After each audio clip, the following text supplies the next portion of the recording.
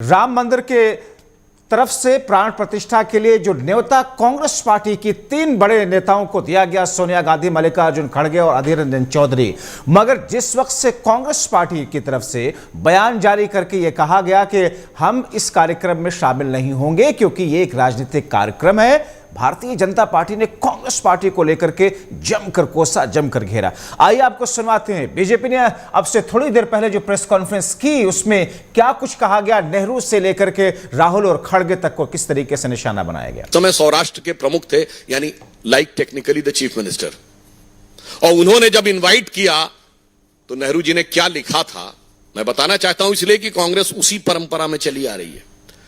उन्होंने लिखा कि इस कठिन समय में समारोह के लिए मेरा दिल्ली से आना संभव नहीं है, पर आगे महत्वपूर्ण बात लिखी, इस समारोह के बारे में मैं अपने विचार साफ कर देना चाहता हूं। मैं इस पुनरुत्थानवाद से बहुत परेशान हूं।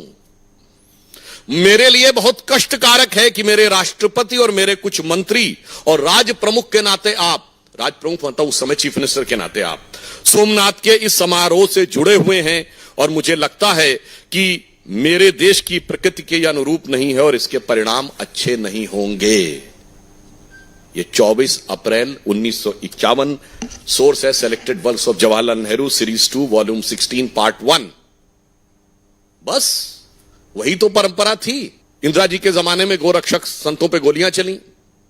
इंदिरा जी के जमाने में 1976 में जब रूटीन खुदाई में राम मंदिर के खंभे निकल रहे थे तो वामपंथी इतिहासकारों के दबाव में रुकवा दिया गया। राजीव जी के जमाने में कार सेवकों की हत्या करने वालों का समर्थन हुआ। पीवी नरसिम्हा राव जी के जमाने में पता नहीं क्या क्या हुआ, वो आपको पता है।